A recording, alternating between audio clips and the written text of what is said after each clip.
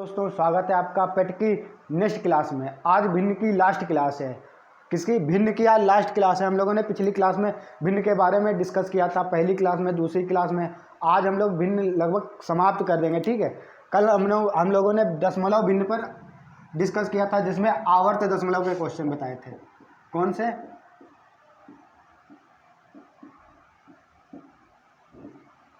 आवर्त दशमलव वाले क्वेश्चन हमने डिस्कस किए थे, जो जैसे 0.3 बार, 0.6 बार, 0.13 बार, या 0.5 बार, या कहीं लिखा था 0.136 बार। इस तरह के हम लोगों ने क्वेश्चन डिस्कस किया था। हमने आप लोगों को बताया था कि इस तरह के क्वेश्चन कैसे लगेंगे, ठीक है। आज हम बताएंगे आप लोगों को क्वेश्चन जो ऐसे पूछे जाते हैं एग्जाम में। इस पर बार दिया, इस पर बार नहीं लगा, तो इस तरह का क्वेश्चन कैसे लगाना है, या इस तरह का क्वेश्चन कैसे लगाना है, या फिर इस तरह का क्वेश्चन हमें कैसे लगाना होता है। ये सिंपल वाले तो हम लोगों ने बार लगाना पिछली क्लास में सीख लिया था। बार वाले क्वेश्चन कैसे लगेंगे आज हम क्लास में डिस्कस करेंगे। ये वाले क्वेश्चन किस तरह से लगेंगे, इस तरह के क्वेश्चन डिस्कस करेंगे। उसके बाद हमने बताया था इबारती वाले प्रश्न पूछे जाते हैं, जो इबारती वाले क्वेश्चन आते हैं।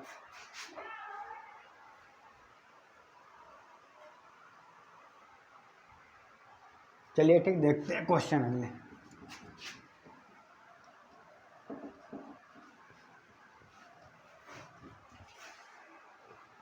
जैसे पहला क्वेश्चन है 1.36 को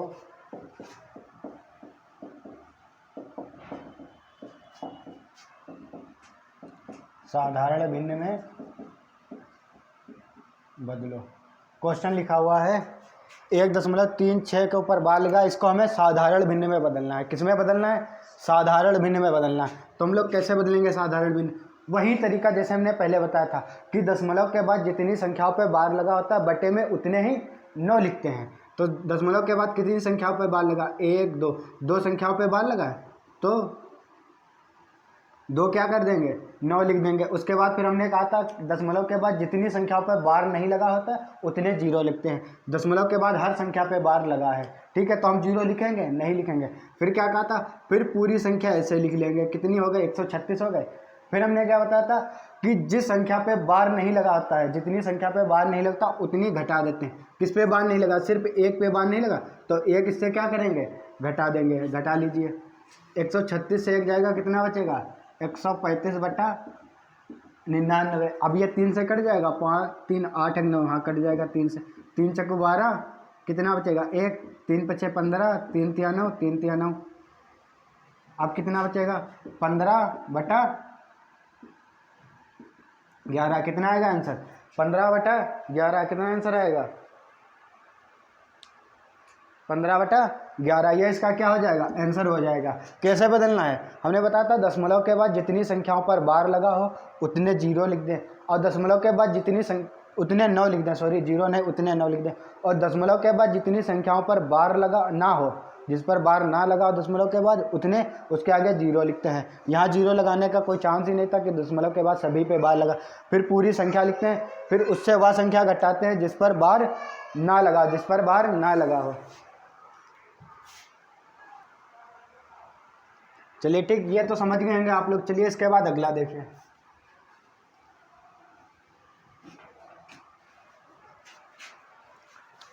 अगला क्वेश्चन है 0.4 बार का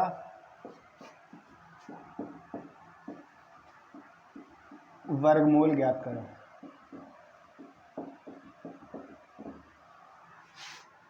अगला क्या क्वेश्चन लिखा है? 0.4 बार का हमें क्या ज्ञात करना है? वर्गमूल ज्ञात करना। क्या ज्ञात करना है? वर्गमूल ज्ञात करना है। तो कैसे ज्ञात करेंगे? हमने कहा था कि दशमलव के बाद जितनी संख्याओं पे बार लगा होता है बटे में उतने 9 लिखते हैं। कितनी संख्या पे बार लगा? 1, तो 1 बटे में 9 लिखेंगे। उसके बाद फिर पूरी वही संख्या लिख लेंगे। अब कुछ लिखेंगे इसमें? नहीं। अगर जिस पर बार नहीं लगा होता वो भी संख्या घटाते।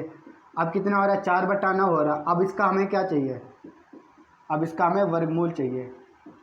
वर्गमूल तो अब आप लोग निकाल लेंगे। क्या? √4 बटा 9। √4 बटा 9। √4 का मान कितना होगा? 2। √9 का मान 3। कितना आ जाएगा? 2/3। अब इसे हम क्या लिख सकते हैं, 0.6666, यही आएगा। भाग करके देख लीजिए, पॉइंट लगाएंगे 0 पर, 3 छाक 18, 3 छाक 18, 0.66 आएगा।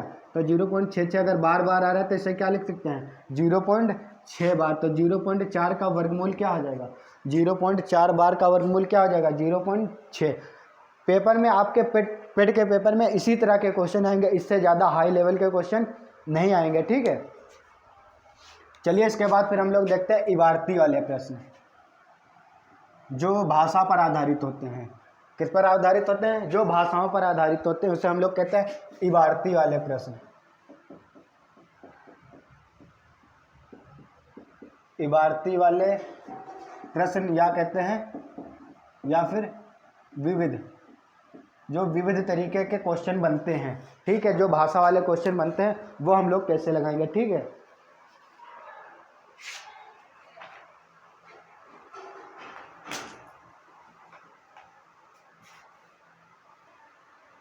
चलिए अगला क्वेश्चन आप लोगों के सामने आ चुका है। लिखा किसी संख्या का 1/3 भाग 75 है। किसी संख्या का 1/3 भाग 75 है, तो हमें उसका कौन सा हिस्सा 45 होगा। तो उसका कौन सा हिस्सा 45 होगा। देखो 1/3 भाग 75 है, तो हमें बताना है कि जो 45 है वो कौन सा हिस्सा होगा। भिन्न में एक चीज़ हमेशा ध्यान रखना, जब भी भिन्न दी गई होगी 1/3 भाग, 1/4 भाग, 1/5 भाग, क्या दिया होगा, 1/3 भाग, 1/4 भाग, 1/5 भाग, या दिया हो 1/6 भाग। इन सभी को अगर हम किसी में बांटेंगे, तो जब हम इनको सभी में बांटेंगे तो इनको जोड़कर जब हम घटाएंगे तो 1 से घटाएंगे। किससे घटाएंगे, 1 से घटाएंगे। किससे घटाएंगे, 1 से घटाएंगे। अब वो 1 से क्यों घटाएंगे, और जब क्वेश्चन आएगा तो हम आप लोगों को बताएंगे 1 से क्यों घटाएंगे, ठीक है। चलिए यहाँ देखिए क्वेश्चन लिखा 1/3 भाग क्या है, 75 है। क्या है, 75 है। तो हम उल्टा लिख सकते हैं कि जो 75 है कितना है, 1/3 भाग है, क्योंकि हमें भाग चाहिए कि 45 कौन सा भाग होगा। 75 1/3 भाग है, तो हमें बताना 45 कौन सा भाग होगा। तो एक कौन सा भाग होगा, 1/3 गुणे 75 भाग, यही तो होगा। एक जो होगा 1/3 गुणे 75 भाग होगा। अब हमें क्या बताना, 45। अब हमें एक पता है तो हम 45 बता सकते हैं। एक में 45 से गुणा करेंगे, 45 कितना किसके बराबर होगा, 1/3 गुणे 75 गुणे 45 भाग, यही तो होगा। आप काट लीजिए, 3 से काटेंगे ये कितनी बार जाएगा, 15 बार। 15 से काटेंगे कितने आएगा, 5। तो क्या हो जाएगा, 1/5 भाग। क्या हो जाएगा, 1/5 भाग क्या हो जाएगा। तो जो 45 होगा उस संख्या का कितना बटा होगा, 1/5 भाग होगा, ठीक है। हमसे कह रहा था 1/3 भाग 75 है, तो हम लिख सकते हैं 75 1/3 भाग है। उल्टा लिख सकते हैं कि जो हमें 75 1/3 भाग हमें भाग लाना है, तो एक भाग कितने का होगा, 1/3 गुणे 75 भाग के। तो 45 कितना, 1/3 गुणे 75 गुणे 45, जो काटेंगे कितना आएगा, 1/5 भाग। कितना आएगा, 1/5 भाग। अब तो आप लोग इस तरह का क्वेश्चन लगा लेंगे, ठीक है। चलिए इसके बाद एक और क्वेश्चन देखिए।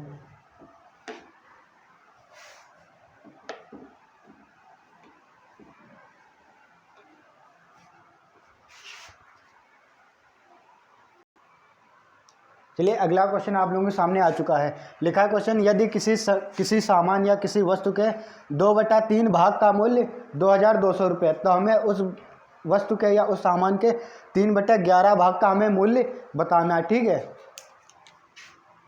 कह रहा 2/3 भाग का मूल्य कितना है, 2200 रुपये। कितना है, 2200 रुपये। ये क्वेश्चन में दिया हुआ है कि 2/3 भाग का मूल्य कितना है, 2200 रुपये।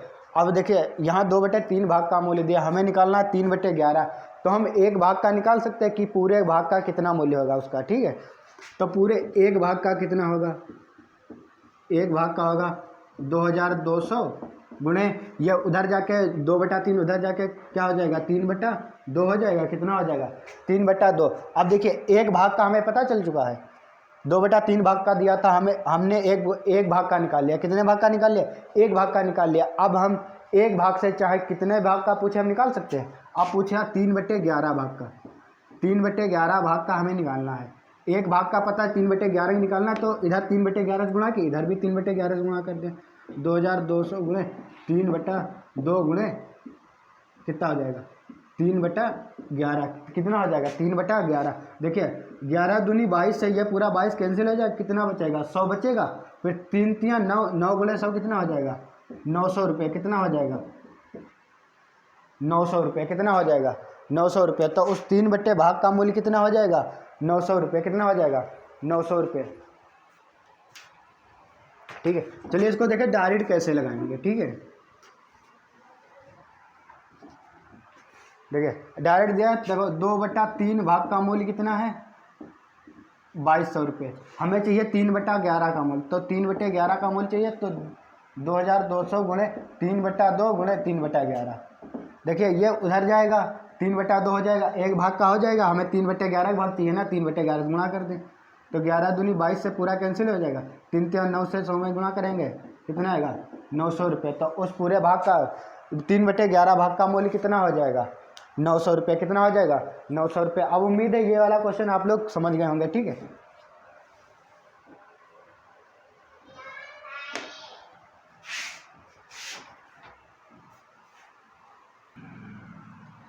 ठीक, चलिए देखिए अब कुछ चीज़ें बता देते हैं आप लोगों को। ठीक है, वो हमेशा एग्जाम में आती है, जैसे कहीं कहीं लिखा होता है 1/4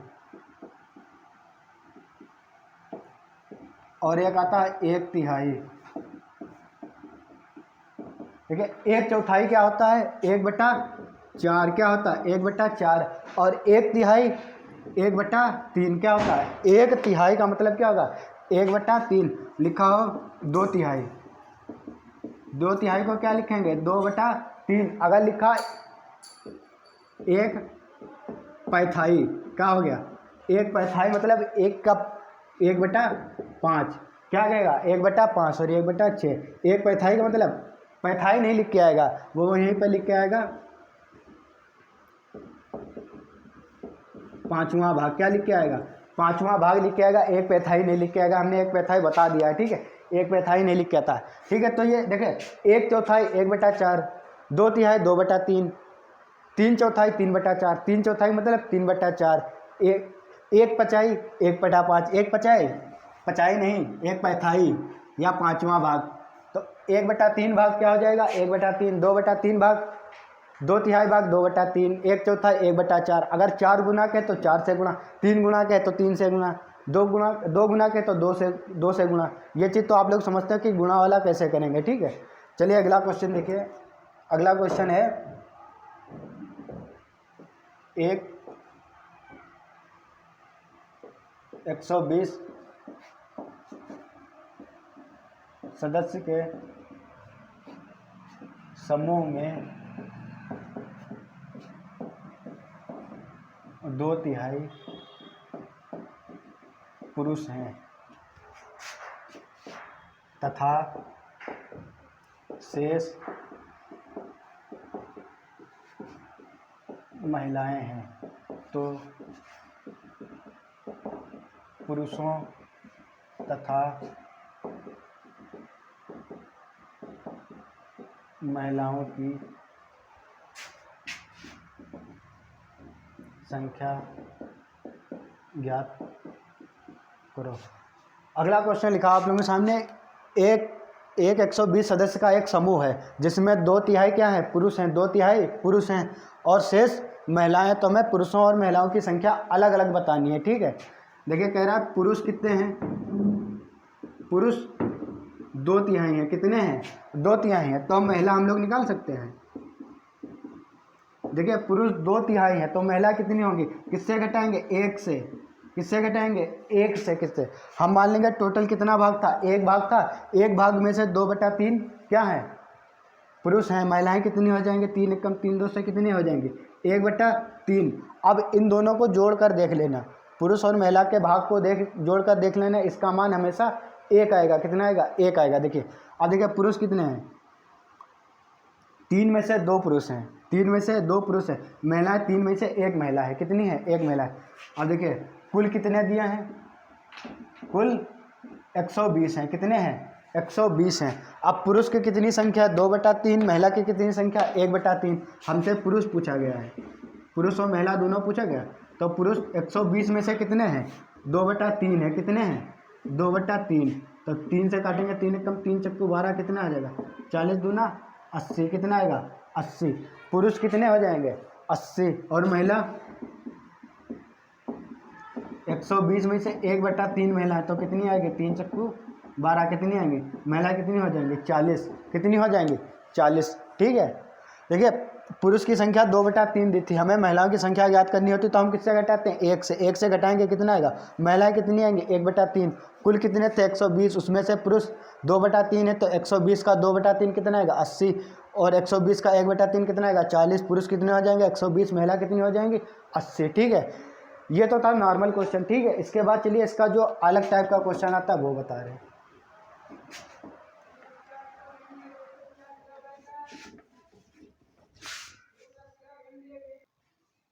चलिए अगला क्वेश्चन आप लोगों के सामने आ चुका है। यह क्वेश्चन आज का इस टॉपिक का भिन्न का लास्ट क्वेश्चन है। ठीक है, क्वेश्चन है निखिल के पास एक धन के 1/4 और योगेश के धन के 1/6 के बराबर है।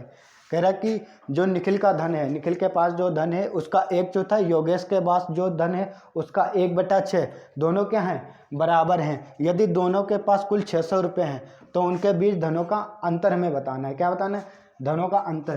देखिए कह रहा है निखिल, ये निखिल को हम यन से लिख सकते हैं, योगेश को वाई से लिख सकते हैं। ठीक है, अब कह रहा है निखिल का 1/4, इसका 1/4 यही तो होगा 1/4, और कह रहा है योगेश का 1/6, योगेश के धन के 1/6, दोनों क्या हैं बराबर ही तो है। निखिल का 1/4 योगेश का 1/6, दोनों क्या हैं बराबर हैं। 2 दूनी 4, 2 3 6, तो क्या आएगा n/2 बराबर y/3। अब ये क्या होता है जब ये इन्हीं के बटे में होते हैं, ये इन्हीं के क्या होते हैं अनुपात होते हैं, ये क्या होते हैं इन्हीं के अनुपात होते हैं, तो n/y बराबर कितना हो जाएगा 2/3, कितना हो जाएगा 2/3, क्या हो जाएगा n, या फिर या करिए ऐसे करिए n/y इधर ले ये बराबर 2/3, बटे को हम अनुपात में लिख सकते हैं n/y बराबर 2/3। तो अब इन दोनों के बीच में अनुपात पता चल गया। तो अनुपात से देखिए कितने योग में कितना अनुपात आ रहा है 3:2 5 अनुपात आ रहा है, कितना आ रहा है 5 अनुपात। और टोटल इन लोगों के पास है कितना धन 600 है, कितना है 600, तो कितना आएगा a बराबर 5 एकम 5 दूनी 10, 5 एकम 5, 1 बचेगा 5 दूनी 10, कितना आएगा 120। एक अनुपात का मान कितना आ जाएगा 120। और हमें कह रहा उनके बीच धनों का अंतर कितना है, इनके बीच धनों के बीच का अंतर कितना अनुपात है 1 अनुपात है, धन के बीच का अंतर कितना 1 अनुपात, तो अंतर कितना हो जाएगा अंतर कितने अनुपात है 1 अनुपात है, और 1 अनुपात का मान कितना है 120, तो उनके बीच धनों का अनुपात कितना हो जाएगा, या उनके पास रुपयों का अंतर कितना आ जाएगा 120 रुपये, या उनके बीच एक दूसरे के पास एक दूसरे से कितने अधिक हैं, एक के पास एक दूसरे से 120 रुपये अधिक हैं, एक के पास 120 रुपये कम है, एक के पास 120 रुपये क्या है अधिक हैं। ठीक है, इसको देखिए फिर कैसे लगाएंगे, फिर से देखिए कह रहा है कि निखिल के धन का 1/4 योगेश के धन का 1/6 बराबर है। तो निखिल का 1/4 योगेश का 1/6 दोनों बराबर है, तो यह जब काटेंगे 2 से n/2 बराबर y/3, जो इनके बटे में लिखा था यही इन्हीं का क्या होता है अनुपात होता है। तो n/y बराबर 2/3, कितना आएगा 2/3। यहाँ से देखिए अनुपात पता चल गया। अब देखिए इन दोनों के बीच का योग कितना आ रहा है 3:2 5, टोटल धन का अनुपात कितना आ रहा है 5 अनुपात आ रहा है हमारे हिसाब से, तो 5 आ रहा है। क्वेश्चन में कितना कह रहा है 600, तो 5 अनुपात किसके बराबर होगा 600, 1 अनुपात कितने के बराबर है 120 के। अब कह रहा है इन दोनों के बीच धन का अंतर बताना है, दोनों के बीच धन का अंतर कितना हो जाएगा 1 अनुपात का मान 120, अंतर कितना 1 अनुपात, तो 1 अनुपात का मान 120, अंतर कितना होगा 120। अगर हमसे पूछ ले निखिल के पास कितना है रुपये, निखिल के पास, तो निखिल के पास 2 अनुपात हैं रुपये, 2 अनुपात हैं, 1 अनुपात का मान 120 है, 2 × 120 बराबर कितना आ जाएगा 240 रुपये। निखिल के पास कितना आ जाएगा 240 रुपये। अगर योगेश का पूछ ले तो योगेश के पास 3 अनुपात है, 1 अनुपात का मान 120, कितना आ जाएगा 360 रुपये। अब देख लीजिए इन दोनों के बीच में अंतर निकाल कर देख लीजिए, इन दोनों के बीच में अंतर कितना आएगा 120 रुपये। या ऐसे अंतर निकालिए या डायरेक्ट अनुपात से ही अंतर निकाल कर गुणा कर दीजिए। ठीक है, ये तो था हमारा आज का लास्ट क्वेश्चन। ठीक है, अब आज से भिन्न का टॉपिक खत्म हो चुका है। ठीक है, इसके बाद अगला टॉपिक हम आप लोगों के लिए लेके आएंगे जो पेट के लिए बहुत ही मोस्ट इंपॉर्टेंट होगा। आप लोग पढ़ते रहिए। ठीक है, जो भी अगर क्वेश्चन ना लेंगे इसके अदर, ठीक है, तो वो आप तुरंत कमेंट में कर दीजिए। ठीक है, हम आप लोगों का कमेंट ज़रूर पढ़ते हैं और कमेंट का आंसर देने की कोशिश करेंगे। जो भी आप लोगों से क्वेश्चन नहीं लगेगा वो हम क्वेश्चन आपको अगली क्लास में बताएंगे या आपको हम पर्सनली बता देंगे, ठीक है। चलते हैं, आज मिलते हैं अगली वीडियो में। थैंक यू, जय हिंद दोस्तों।